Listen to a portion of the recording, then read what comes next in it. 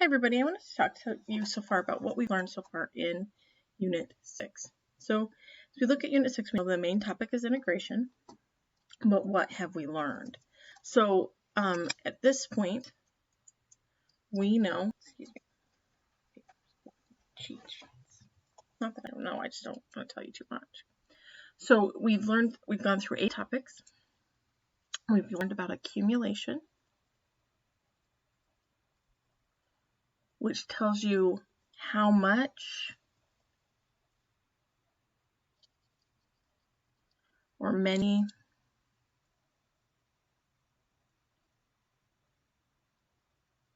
so like usually these are typically used in story problems, like to say how many people have gone into the store so far, how much snow is on the ground, how far did we travel, what is my displacement, and we'll get back to that word a little bit more, how many, how much. So accumulation, which is the area underneath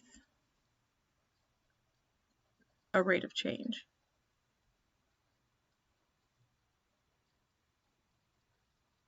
Curve. And curve is a loose term because curve can mean straight line segments.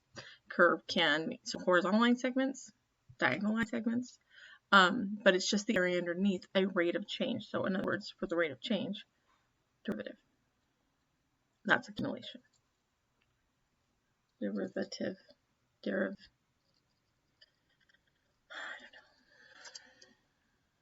don't know. Okay. Then we've also learned about Riemann sums.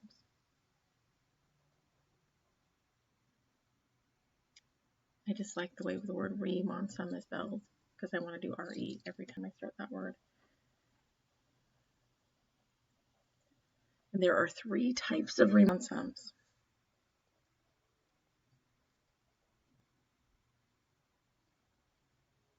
There's left, right, and midpoint.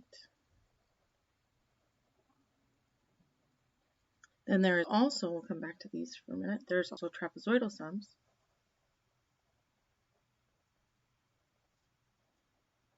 Which are not officially Riemann sums. Okay? Riemann sums are always rectangles.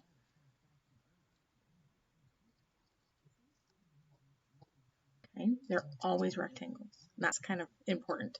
Otherwise, trapezoids would be in that list, but Riemann sums are rectangles every single time. So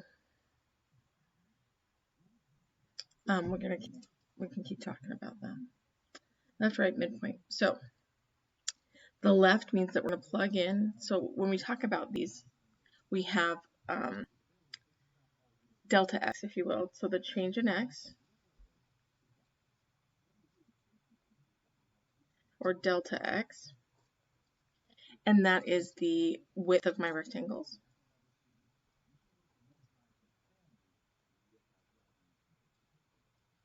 And you just find x to find out how wide they are, just take x minus x. The x coordinates, figure it out. And then for left and right, for left we're going to be plugging the height. Every Riemann sum consists of 2 pieces. Delta x times the height. And the height is what changes. Okay, so delta x is there every time the height changes. So the height left means that we're plugging in the smallest value. So for left, plug in smallest x value to f of x. So our height is f of x. I should use a different color than that.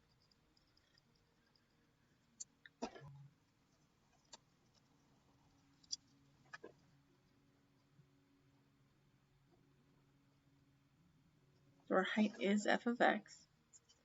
So for left, we're plugging the smallest value, and then we will leave out the largest. Okay. For right, Riemann sums,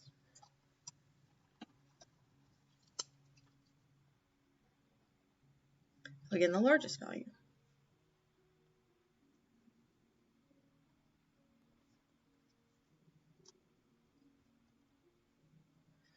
So we're comparing 2 values. So we've got our delta x, which is delta x is x2 minus x1. So your sides of your rectangle. And so this, with that in mind, when we plug in our smallest x, that would be x1. When we plug in our larger x, that's x2. So that's all that means. Okay. Midpoint is a very different can of beans. For midpoints, we don't use either f of x or x1.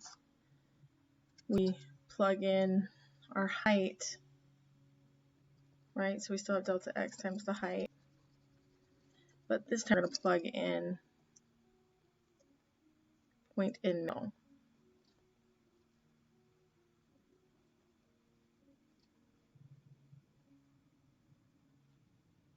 So specifically it would be f of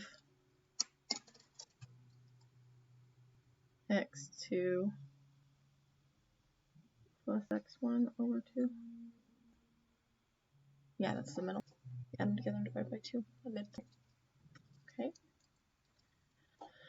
So anyway, not critical. Trapezoidal sums, we used the formula for the trapezoid. So it's still trapezoidal sums will be 1/2 base times h times x base 1 plus base 2, right? So how that translates into our function world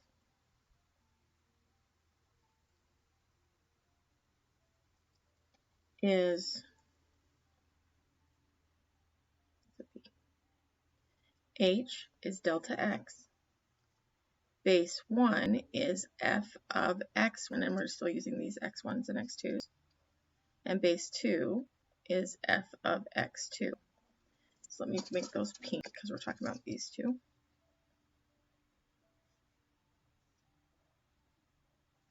And delta x is equal to x2 minus x1. So making our trapezoidal sum formula being the sum, because we're adding them all together, that sum of delta x, 1/2 delta x, f of x2 plus f of x1. Okay, then we can add them all up. That's what the sum thing means. Let's take it out. Add them all up. And that's true for both of these. Just add it all up, goes to both of them. That's the sum. We add them all up. Okay, so that's our Riemann sums and our trapezoidal sums. And we approximate areas using Riemann sums. So it comes back to accumulation. So we can use Riemann sums to help us do accumulation. We can use just finding the area of everything. We can use all these things to figure out what's going on. And so it's important that we kind of look at that and understand what it is we're doing. Okay, so then now we can 6-5, which was our the free response practice problems. What that taught me to do is how to interpret the function behavior. So we've done function behavior.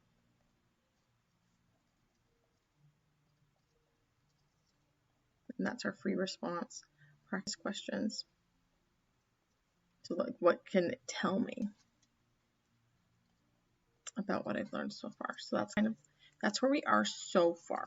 That's not everything. That's up to 5. In 6-6 and 6-7 and 6-8. So that's our last 3 sections.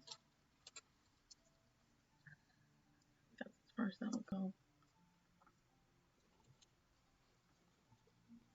Let's because that's not going to go up higher. Let's just switch pages. Take on another paper.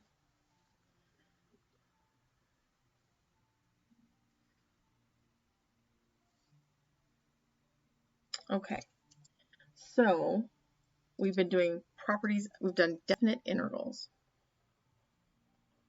Now I haven't called them that, but directly, but definite integrals. which is your, so that would be integrals from a to b of f of x dx. So that's a definite integral. Okay. And the properties, which are, we can add them together. When we say properties, we're talking about plus and minus rules, constant rules, etc. So basically that if I'm going to take the function derivative, and these are true whether it's a definite integral or an indefinite integral, these properties are still true. But f of x dx, let's say there's a constant here, call it k, that's the same as k, the constant can just come outside. There's, if you're adding two functions together, plus or minus, adding like that.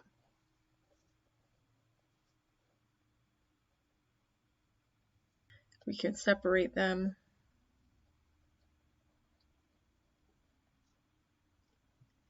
Plus minus g of x dx, and so on. We can't separate timesing. That's very important that we cannot separate timesing. You can't separate division. Or some of the other rules, I think, I don't recall. That's okay. I can do them, so if they were in front of me, I'd be able to tell you, but without them, I don't know. And then there's the fundamental theorems of calculus. Fundamental.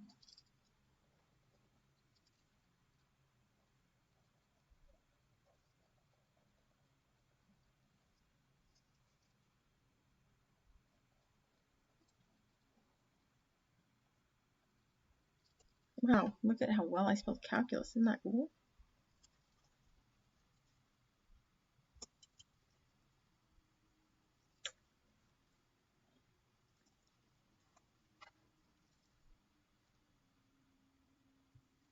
Okay, fundamental theorems of calculus. The derivative of an integral with respect to x of an integral from a constant, we'll call it c for constant. No, we won't call it c. It's very different. We'll just call it a for constant to x of f of t dt is equal to f of x times the derivative of x. Okay, and so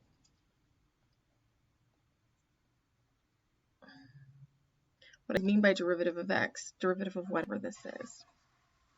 So derivative of x, whatever that number is, so that's 2x, this would end up being 2, whatever that is. It's very important that we remember that. So this just gets plugged in, and then I take its derivative. Really, that's all there is to it. That's one of the fundamental theorems. The other fundamental theorem says the integral from a to b, let me use difficult. The integral from a to b of f of x, prime to f prime of x dx, is equal to f of b minus f of a. Given that f of, and I skipped a step.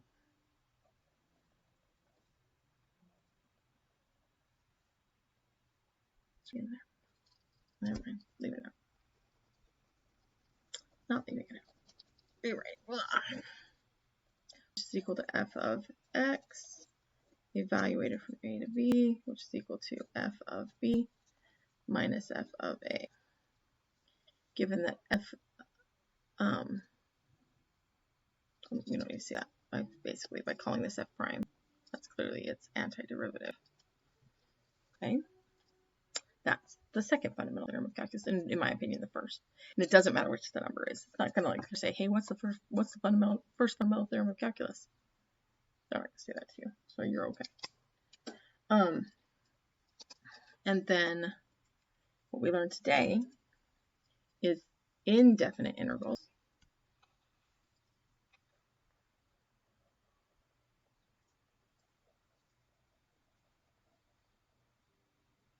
Or in other words, integrals without any endpoints.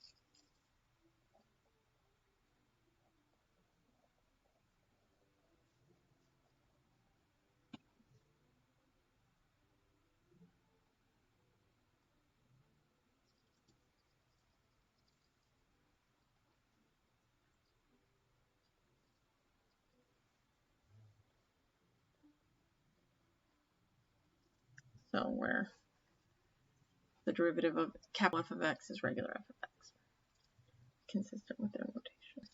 I messed it up with the one up here where I just went ahead and set up prime inside, but whatever. Okay. And so the constant of integration is critical. We learned some integration rules today, but all the ones we've learned so far are fairly intuitive in that we are just undoing it. So we can almost think those, like go, oh, well, this, oh, well, that. And so it's kind of important to just kind of go, okay, the rules will come. That's why we spent so much time in derivation, is so that when we got to integration, the rules would just be so natural that it wouldn't be that big of a deal. But that's what we've learned so far. Basically 2 pages. We only have a few things left to learn. There's only 3 topics left. We will be having a quiz on Wednesday, which I'm sure I'll mention in class. But I wanted to bring it up again. I'll see on Wednesday, the 17th of February. All right. I'll see you guys soon. Have a great day.